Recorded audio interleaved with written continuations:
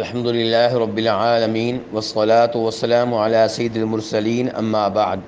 ایک بھائی سوال کرتے ہیں کہ کیا قربانی کسی دوسرے ملک میں بھی کی جا سکتی ہے یا جس ملک میں آپ رہتے ہیں وہیں قربانی کرنا لازم ہے؟ تو گزارش یہ ہے کہ جہاں پہ آپ رہتے ہیں وہاں پہ قربانی کریں تاکہ آپ نیکی کا یہ کام خود کر سکیں، جیسا کہ نبی علیہ الصلاۃ والسلام نیکی کا یہ کام خود کیا کرتے تھے۔ آپ خود اپنے جانور کو ذبح کیا کرتے تھے۔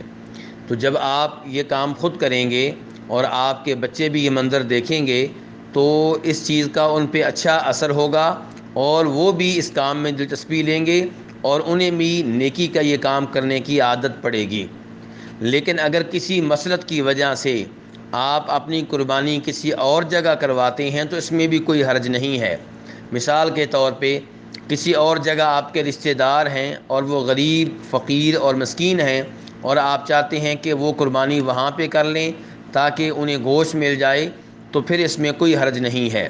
یا آپ دیکھتے ہیں کہ کسی مسلمان ملک میں لوگ بھوک سے مر رہے ہیں اور وہاں پہ برے حالات ہیں، تو آپ چاہتے ہیں کہ آپ کی قربانی وہاں پہ ہو تاکہ وہاں پہ لوگ اس جانور کے گوشت سے فائدہ اٹھا سکیں، تو پھر اس میں کوئی حرج نہیں ہے۔ واللہ تعالی اعلم۔